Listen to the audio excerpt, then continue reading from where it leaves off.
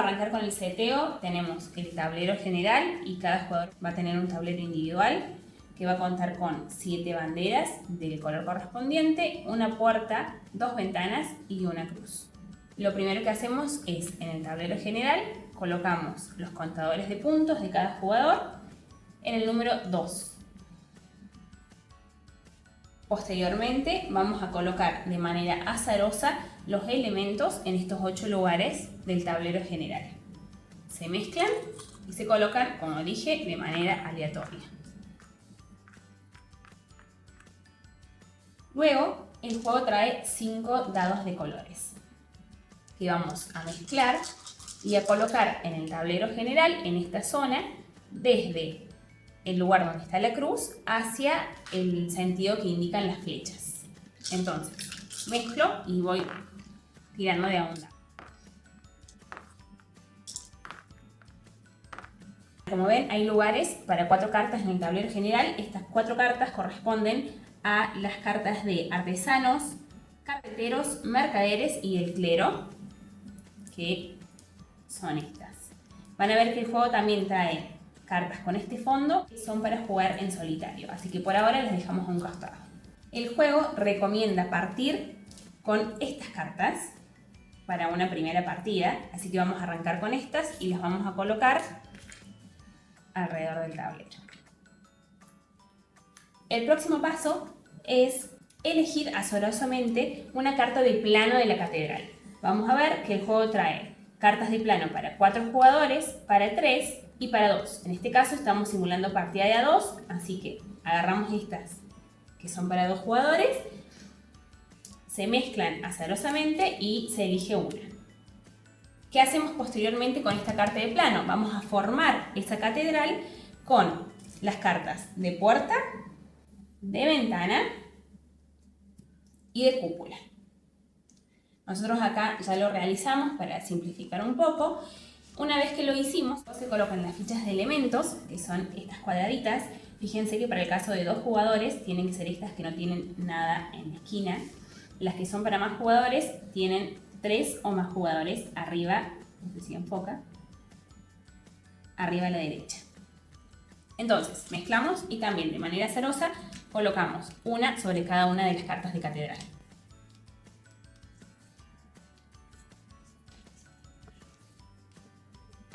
Finalmente estamos listos para comenzar. El primer jugador recibe 3 rublos y el segundo 4. ¿Cuáles son las acciones posibles en el juego? Son 3. La primera de las acciones posibles es reclamar una sección de la catedral. ¿Cómo hacemos eso? Con estas banderitas que tenemos en nuestro tablero individual, nos vamos a alguna parte de la catedral y reclamamos esa parte. ¿Qué es lo importante? Se tiene que reclamar sí o sí desde abajo para arriba. Yo no puedo reclamar esta si nadie reclamó la de abajo. Entonces, una vez que reclamo, yo me puedo llevar esta fichita a mi tablero individual.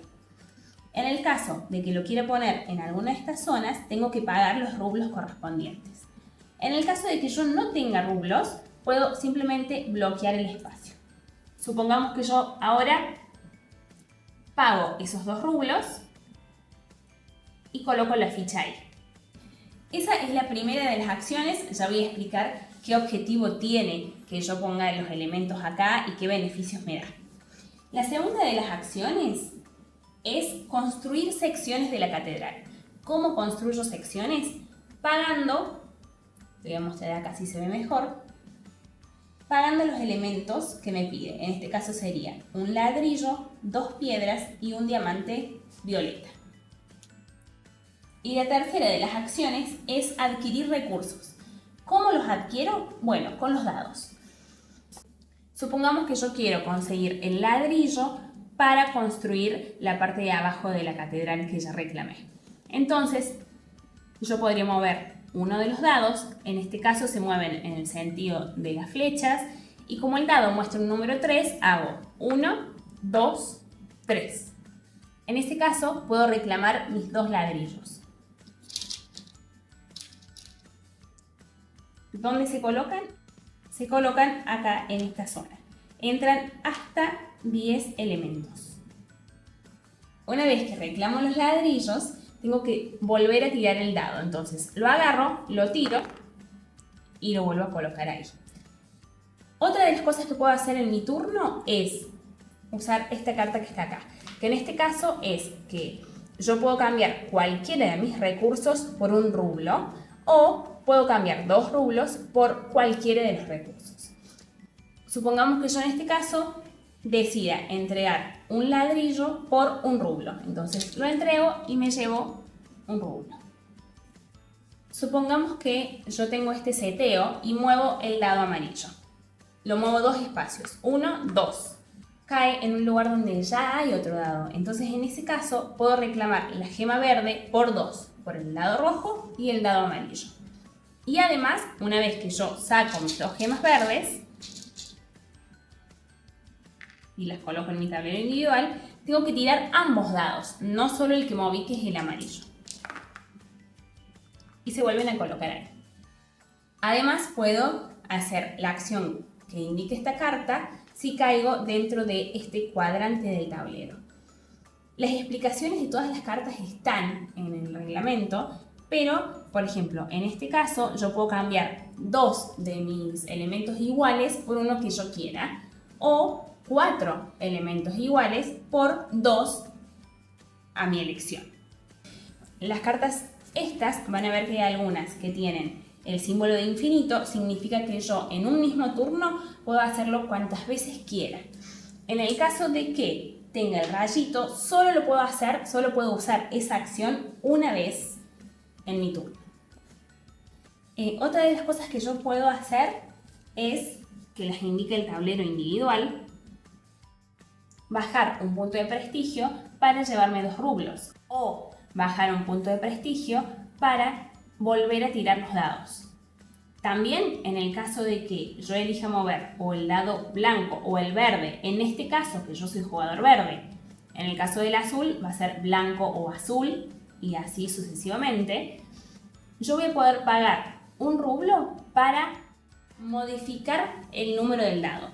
Por ejemplo, yo soy verde, muevo el dado verde, pero no me sirve que caiga acá, yo quiero que caiga en la madera, entonces hago 1, 2, 3, pago un rublo y lo puedo mover un espacio más hasta la madera y así reclamar las 2 maderas correspondientes. Bien, ahora ¿cómo construyo yo partes de la catedral? Primero tengo que haber reclamado esa parte de la catedral. Una vez que la tengo reclamada, yo puedo enviar elementos o recursos a esa zona para construirla. Es como si yo enviara recursos al albañil para que pueda realizar esa parte de la catedral. En este caso, tengo que enviar un ladrillo, 2 piedras y una gema violeta. ¿Cuál es el problema? Se pueden enviar hasta 3 recursos. Entonces, en este caso yo enviaría el ladrillo, las 2 piedras y ya no puedo enviar la gema. Pero no importa, no es necesario completar todo en un solo turno. Puedo dejar mis recursos ahí y en un próximo turno terminar de construirlo y reclamarlo.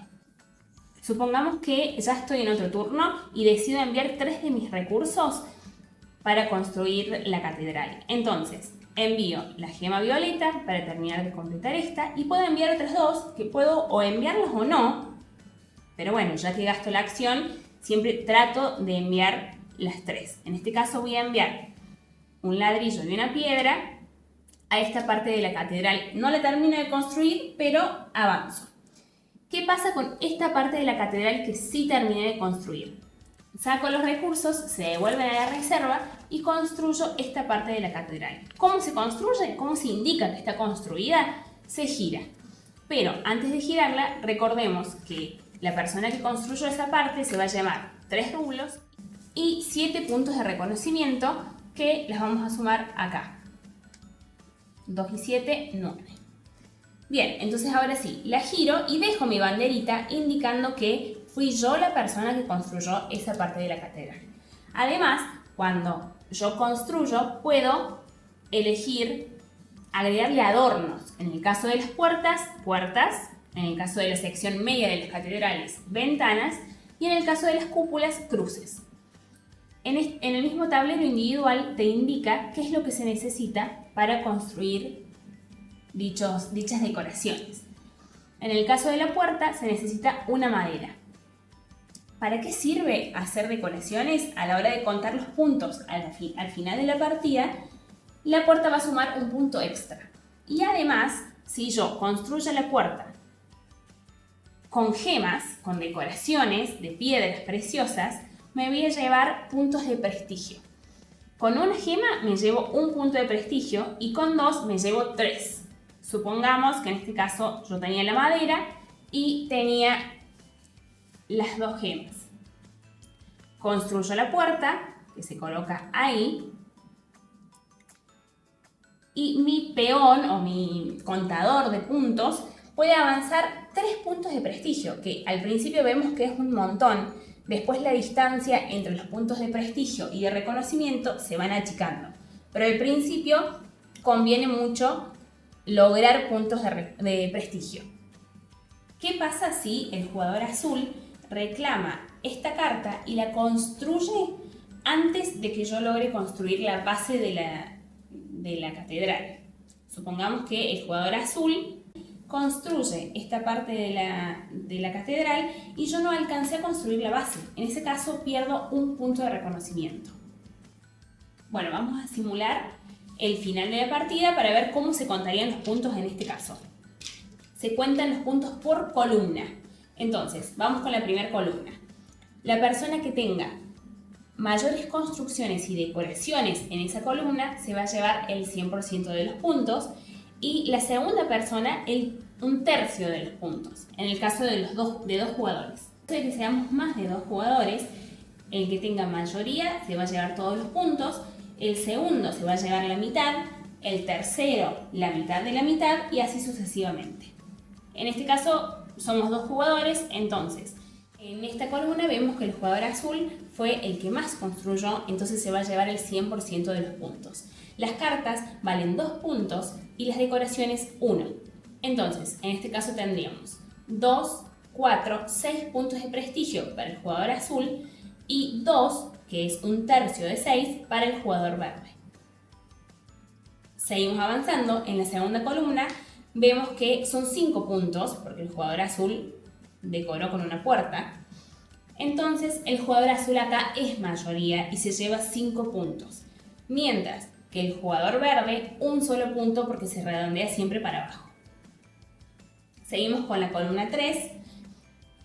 Vemos que como el azul acá no terminó de construir, esta simplemente no se cuenta. Entonces el verde tiene mayoría. Contemos los puntos. 2, 4, 6 y 7 con la puerta. Entonces el jugador verde se llevaría 7 puntos de prestigio, mientras el azul 2. Seguimos avanzando. La cuarta y última columna vemos que evidentemente el jugador verde es mayoría. Contamos los puntos. 1 por la cruz, 2, 4, 6 por las cartas. En total 7. El jugador verde se lleva 7 puntos y de nuevo el jugador azul solamente se lleva 2. Aparte, las monedas que te hayan sobrado al final, las monedas y los recursos que te hayan sobrado al final del juego cuentan como puntos también. Por cada 5 monedas o 5 recursos que te hayan sobrado, se cuenta un punto de prestigio extra. Finalmente, cuando se terminan de contar todos los puntos, vemos simplemente en el contador quién es el jugador ganador.